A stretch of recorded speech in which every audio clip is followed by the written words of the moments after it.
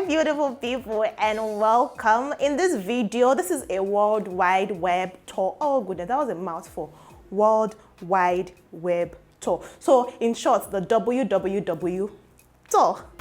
Clap for me now, I just did something there. Anyways, today I am going to be talking about, so this is a conversation, so I would really appreciate if you would indulge me in the comment section and say something about it. Speaking of comment section and conversation, if you're yet to subscribe to this channel, subscribe already. I'm sure you come here often times. So you subscribe and turn on the notification bell so that you don't have to search and look for before you see our updates. It will just be there for you at a finger stamp. Anyways, what am I talking about today? I'm talking about social media and the cancel culture, judging and social media justice, and also the insecurity and all of the things that have been happening in Nigeria. Basically, a tour of everything that's been happening on social media and the World Wide Web for the shortest time now. I'm going to start with the canceling culture and judging of people. Now, social media has come to stay. There is no two way about it. I am here for it. You are here for it.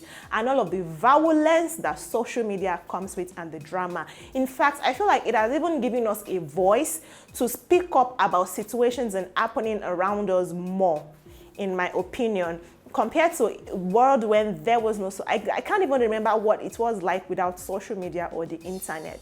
Am I that young, or have I just forgotten? It has changed the course of everything. But where do we draw the line? Where do we draw the line between cyberbullying and speaking up for justice or condemning someone's act? Because this video is inspired by recent happenings, especially the hashtag #23 that our dearest Nengi started, BB Niger's Nengi. Now she went to UK while she was on vacation in the United Kingdom. She was flaunting wads of cash on the internet, splurging on diamond wristwatches, this one, that one, just basically living the baby girl lifestyle, which I have no problem against, which we all did not have a problem against.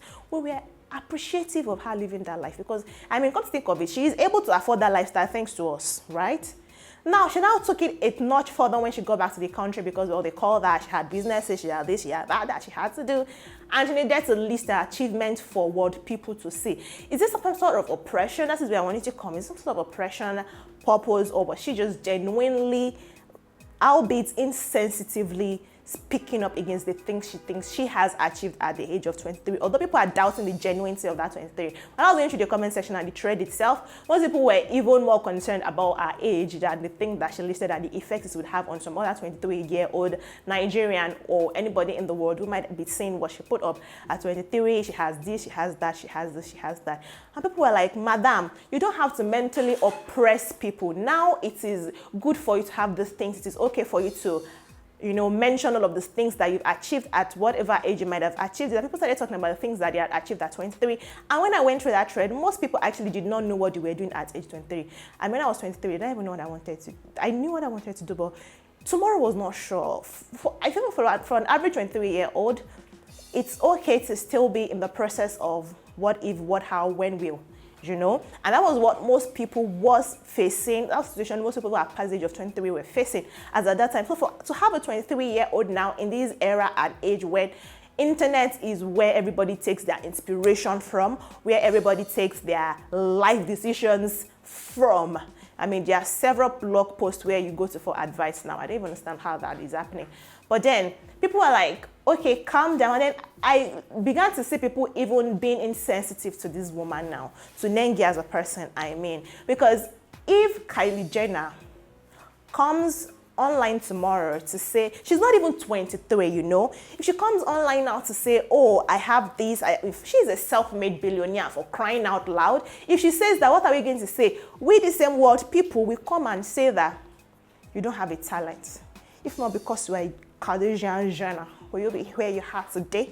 You're not even self-made. The business is not this and not that.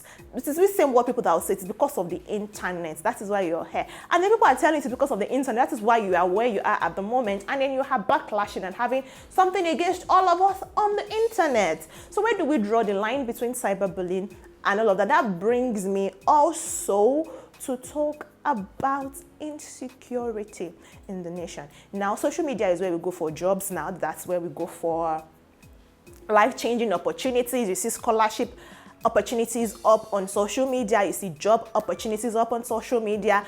You see reality TV shows, reality shows, auditions on social media. You see a lot of things in social media. And when you take advantage, you say take advantage of it. Yeah, you go to public functions, you hear people say if the internet is not making you money, you're making money for somebody in the internet, you're watching on time on the internet. And then like, okay, let me make money off internet. Let me put it out there that I need something off the internet. And then some people pray and use the internet also to make money, albeit in a very, very horrible manner, for lack of a better word. Because how will somebody come to you for a job, and because you need a job, and then you decided to pray?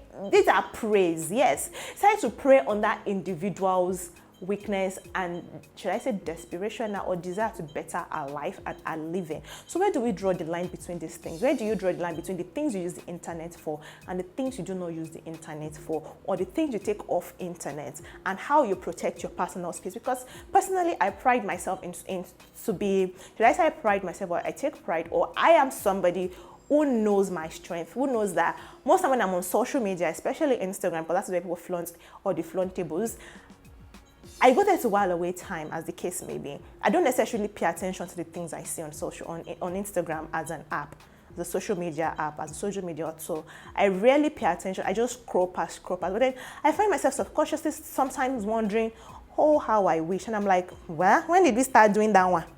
You know? And then you have to renew your mind at that moment. Remind yourself of your present situation, how you're doing, how it's not reality, and all of those lovely things you need to do to renew your mind, basically, so that you won't get carried away by the things you see on social media. But then I now think about, what about people who do not have that kind of strength, in quotes, who can't get out of the things they see on social media, that it has all of the effects on their lifestyle, on their choices, on their career path, on everything they were doing there? How do you draw the line? That is basically my question. That's what I want us to talk about. And then let me come to social media justice now, because that is even very rampant on Twitter, the Bird app.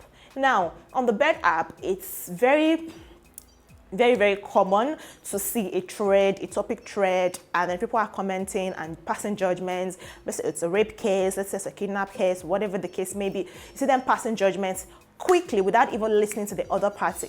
And then we're like, listen, and then when they come out now say, listen to the other party, it's like, can you not see the writing on the wall? This person cannot be innocent. And then it now comes out that the person is not innocent. And then people have come to say, calm down, wait for the truth.